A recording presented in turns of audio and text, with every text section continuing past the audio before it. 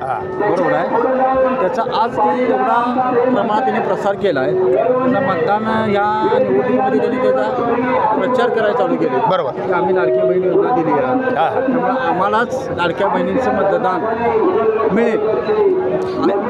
अगदी ही लाडकी बहीण योजना काय वाईट नाही, मी काय लाडकी बहीण योजनेबद्दल कोणा बोलणार नाही। योजना चांगल्या, सर्वसामान्य महिलांना त्याचे पैसे मिळतात, पण मला उलटी बाजू तुम्हाला सांगायची आहे। महिलांना, माझ्या आया बहिणींना ते लक्षात येत नाही। ज्यावेळी 2014 पासून मोदींचं सरकार आलं केंद्रामध्ये आणि राज्यामध्ये नंतर 18 साली बदल झाला, ज्यावेळी हे युतीचं सरकार उद्धव ठाकरे साहेबांच्या नंतर हिने, तुम्हाला तर एक सांगतो, जरा वेळ मला पाहिजे, ज्यावेळी उद्धव साहेब मुख्यमंत्री झाले त्यावेळी शेतकऱ्यांना 2 लाखापर्यंत कर्जमाफी झाली आणि त्यानंतर कोरोनाचा काळ आला आणि कोरोनाच्या काळामध्ये जे प्रामाणिकपणे शेतकऱ्याने जे तुमचं कर्ज वगैरे बँकेचं घेतलं होतं आणि जे क्लिअर त्यांनी फेडलं होतं, त्यांना 50,000चं अनुदान किंवा प्रोत्साहन जे अनुदान आहे ह्या मंडळींना त्यावेळी देता आलं आणि त्यांना त्यावेळी पाय उतार व्हावं लागलं आणि त्यानंतर हे सरकार आले शिंदे साहेबांचं आणि त्यानंतर 2-2.5 वर्षामध्ये त्यांना प्रोत्साहन पण अनुदान देता आलं नाही। ही मला खंत आहे। आमच्या संस्थेचे सेक्रेटरी म्हणजे विकास सेवा संस्थेचे सेक्रेटरी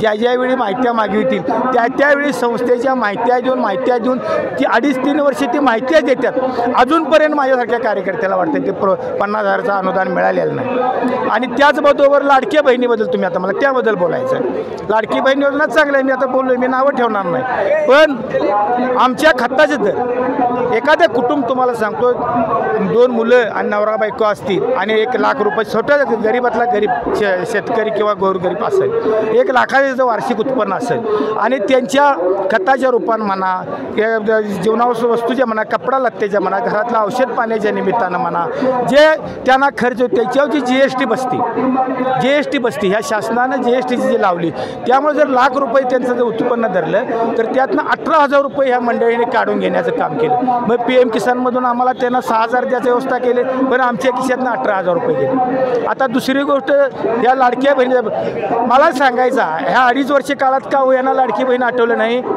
तर यांना खासदारकीच्या निवडणुकीमध्ये त्यांना जो फटका बसला आणि महाविकास आघाडी म्हणून जी आमची महाराष्ट्र राज्यामध्ये जी आघाडी झाली, त्या आघाडीनं मला वाटतं जवळजवळ 31 सीटा पटकावल्या आणि पिप्पानी म्हणा त्याच नावाची उमेदवारी उभ्या करून अशा 4-2 सीटा मतविभागणी झाल्यामुळे गेल्या। जवळजवळ असं झालं, आता हा महाराष्ट्र त्यांच्या हातातून निसटतोय असं हे त्यांच्या लक्षात आलं। मग हिने लाडकी बहिणीची योजना आणली आणि ती कशी आणली, 2-2.5 महिन्यात आणली, 2-2.5 महिन्यात आणली।